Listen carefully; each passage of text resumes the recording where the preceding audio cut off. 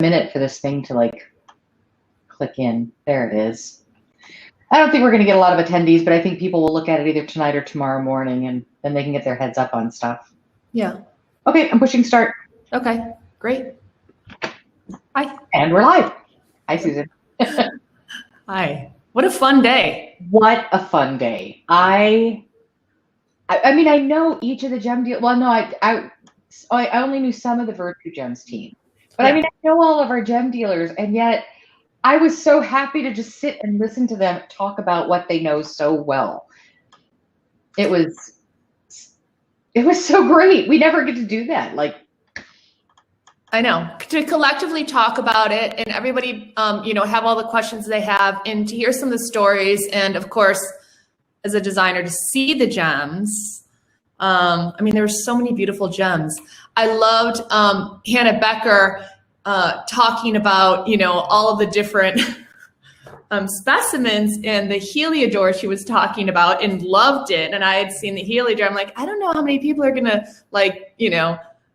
what are they going to think about the Heliodor? And she immediately knew about it. And then I can't even remember what the specimen was that went from Malawi showing it to Stuart Poole being jealous of it. I don't know where his specimen was. So it was really, it was so fun seeing everyone, one after another together, and in different perspectives and sourcing from different countries and all their different expertise. And Jennifer Dawes trying to buy everything from Monica before somebody else could buy it. So now the trick is you have to get asked to be a moderator so you can buy all the gems, apparently. Yeah, she did buy a few. I think Mara had her eyes on some too. So that's when you have a jewelry designer moderating with a gem dealer. That's what you got. And the gems sold all day long. So our gem dealers are actually getting some business. And that's one thing we want to remind everyone of, is that gem fair is open all week. So keep going to the website, encourage people to go to the website and buy gems from the dealers, because they can't be there live in the gem fair this year. So we want to support them.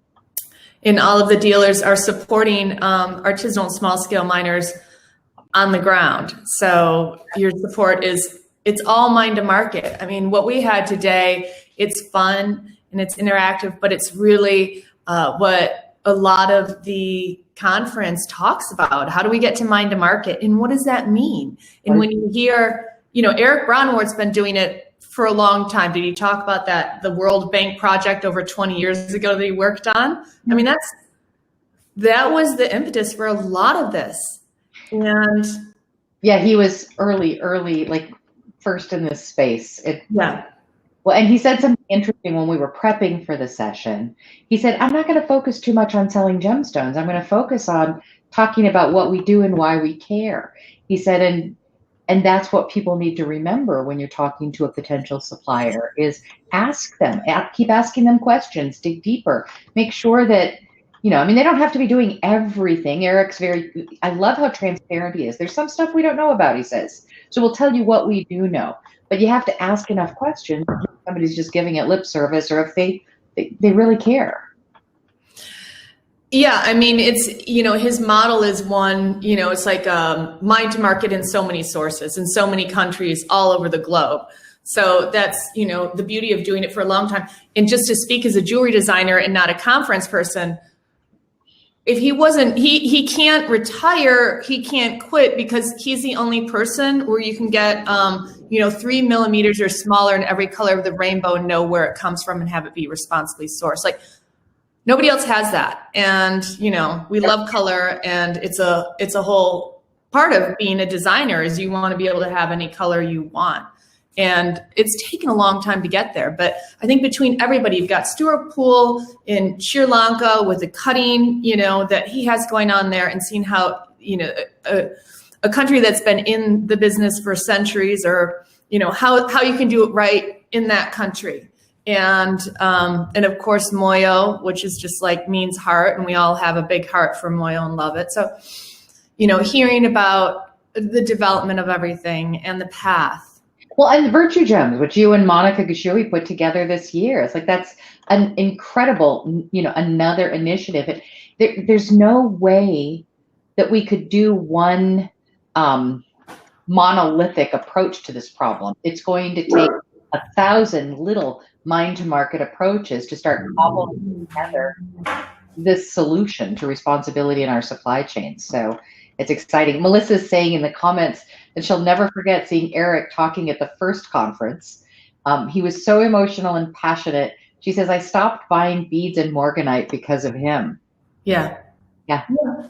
And we've been, following up with content inspired by that. And every year, usually try and we don't have something specific on cutting this year, but we have the cutting, bringing the benefit back, this, in-country gems, which we've talked about here in the Gem Fair, and we'll talk about again, kind of woven through our areas. But yeah, it's inspirational.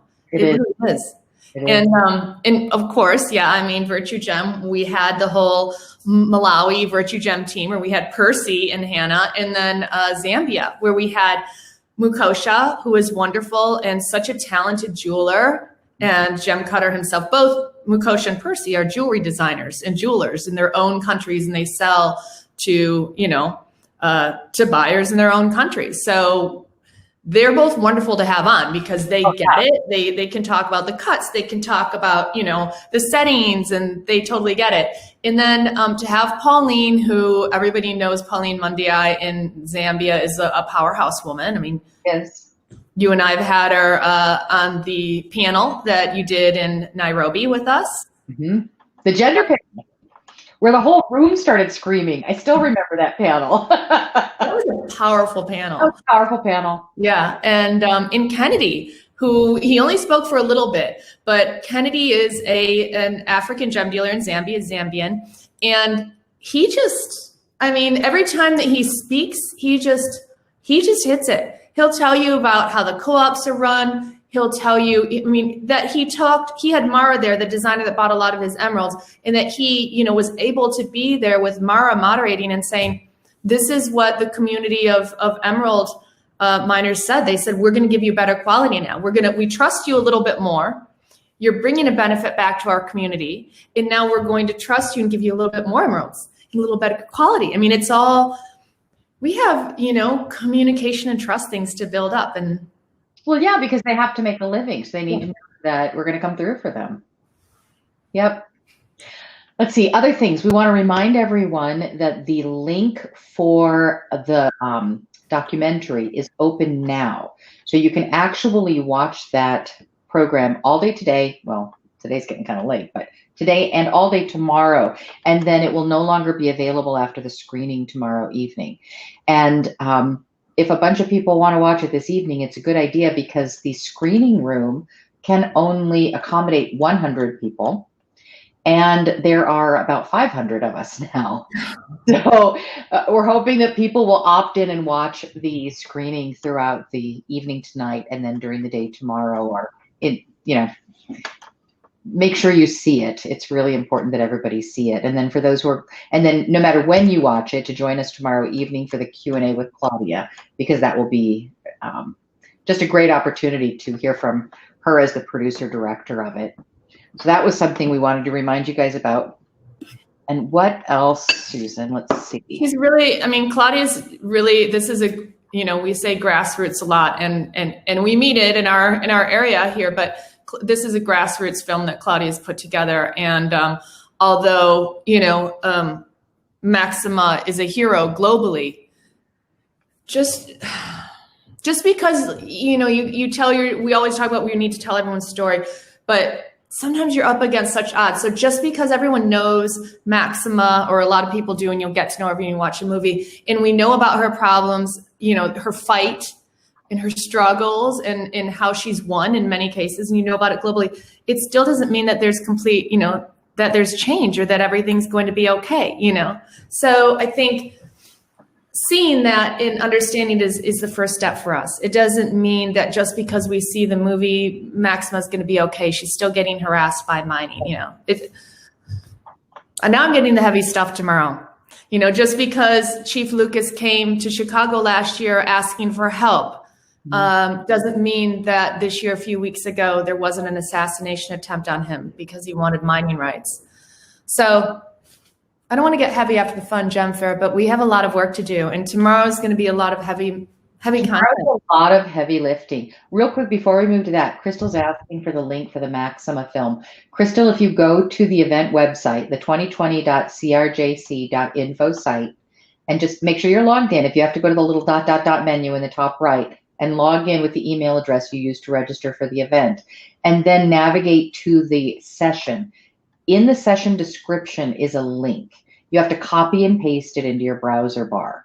And then it'll be a live link tomorrow for the live showing, but you can copy and paste that link right now.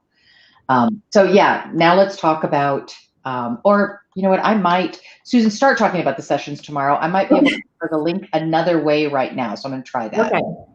So we start with one that has a lot to do with the Gemstone Boutique today, which is good, and that's the supporting the SDGs through our jewelry. And a lot of the ways that we can support the SDGs is in the artisanal and small scale mining. This actually is linked directly to artisanal and small scale mining, which makes up the majority of our colored gemstones. So, so that's a good one. That's a fun one. It's a lot. How many people are on that panel now? Like 6?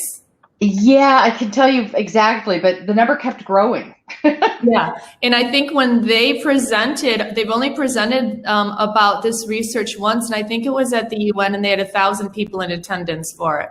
So it's really what, you know, is good to talk about and is a good thing that we can do and hear about and learn about and implement into our own lives and practices. What can be done about mercury? This is so important to talk about. And Christina Miller, who we have moderate all the time, she knows her stuff on this and moderating and is pulling it together. Bosisi is getting his doctorate in this area. And so he brings, everybody brings such an interesting perspective. Susan Keene spoke a few years ago with when we had River of Gold on, and she talked about deforestation and gold, and now she's been working with the UN and the Minamata Convention on this. So yeah, Benjamin Vouter, who's EPA. I mean, you know, like that's another thing that you're wondering, where are these, you know, what's our government doing? Well, they're doing a lot, you know, so. Yeah. And that one's one of the Chatham House Rules panel, so we will not be video recording it, so you need to catch it live or you'll only be able to read a summary later. And then right on the heels of that, we've got the large scale diamond mining panel, which is also going to be pretty heavy. And also Chatham House Rules. And also Chatham House so Rules. Those have people that are working on really big issues globally, and they have to be Chatham House Rules so they can speak freely. So yeah, sign up. Yep. And then then we have a break over the lunch hour. And then we go to a session on Choco jewelry with Juana Mendez. And that one's going to be, it's just really interesting. She's just going to be talking about a jewelry tradition in her region and the struggles that community has because of mining in their region and how they want to hold on to their jewelry tradition, but it keeps getting corrupted and thwarted. So that's another great session tomorrow. That one will be at 2:15 Chicago time. Yeah, the community in Chaco is very interesting because they were brought into Colombia as slaves. Many of the community that she'll be speaking on, and they were brought to mine gold. Yep. And then they've always been, you know, it's always been around gold for this community, but they also, you know, through generations have become very skilled goldsmiths. How do they do that now if when they touch gold, there's mercury on their hands? Yeah, you know, it's really, you know, it's like learning from history, learning from our art and our craft and our creations and, you know, the implications, but also, you know, seeing how communities are formed around it historically. Mm-hmm. It's interesting. Yeah, it's super interesting. Yep. And then we have the gemstone panel tomorrow. It is a heavy day tomorrow, Susan. I know, but then we get movie night. Then we can have popcorn and watch Maxima, and we can be like, "Go Maxima!" The gemstone panel is, you know, we talked about it a little bit this morning. It's really important to see where are the gemstones going in and out of the countries? How can we bring greater benefit to source communities? It's, And one thing that I've seen over the 4 years of the conference now is that the conversation keeps getting more nuanced. It keeps getting more informed. So I'm very excited to see where we are with the gemstone discussion this year. Because it's helping. Monica Yachui, as you know, and I work very closely with her with Virtue Gem, and we've worked closely with her with conferences like in Nairobi and hopefully coming up a conference in Zambia, is so well versed in this area, from her work in government to her work, as one of the founders in Awake and in what she does now. And as well, Mukasiri, in Chico and Marcina, we have so many experts to these different areas that it's really interesting. But to talk again about, let's make it benefit, it's really, let's make everything be to the most, let's bring the most benefit that we can when we make our jewelry. For sure. Let's do that. And let's end on a thought that I think, was it Melissa or Monica said it earlier in the chat. We were talking about how the miners are now starting to give you guys better materials for Virtue Gems. And Monica said trust works both ways. Oh, yeah. And I think that's a great note to end today on. That, we're challenging our supply chains and asking them how responsible they're being.